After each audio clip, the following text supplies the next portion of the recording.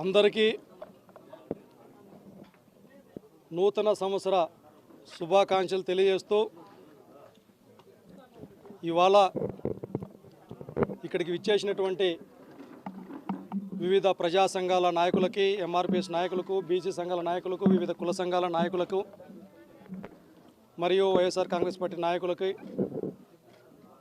ప్రతి ఒక్కరికి పేరు పేరున ధన్యవాదాలు తెలియజేస్తూ, ఏ విధంగా అయితే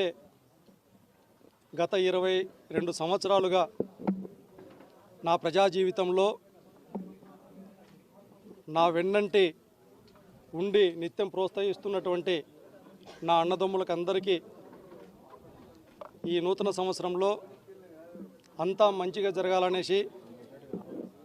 ఆ దేవుని ఆశీస్సులు అందరిపైన మెండుగా ఉండాలనేసి కోరుకుంటూ, భవిష్యత్తులో మీరు చూపించేటటువంటి ప్రేమ ఆత్మీయతకి ఎప్పుడూ రుణపడి ఉంటూ ఈ సమాజ అభివృద్ధి కోసం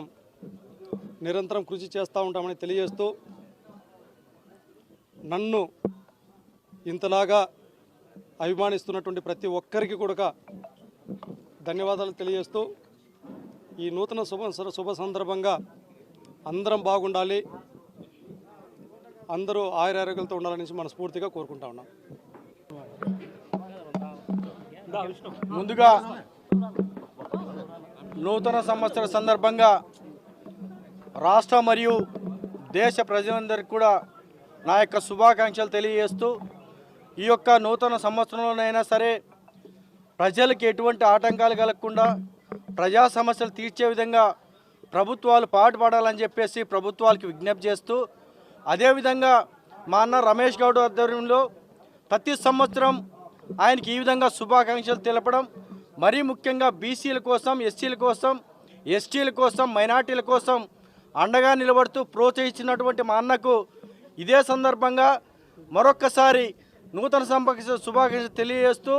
భావితరాల భవిష్యత్తు కోసం ప్రతి ఒక్కరు కూడా కృషి చేయాల్సిందిగా విజ్ఞప్తి చేస్తూ ఉన్నాం. అదేవిధంగా రానున్న రోజుల్లో మా రమేష్ రావు గారు ఎంతో మరింత ఉన్నతమైన శిఖరాలకి అధిరోహించాలని చెప్పేసి, అదేవిధంగా దేశంలో ఉన్న ప్రజలంతా కూడా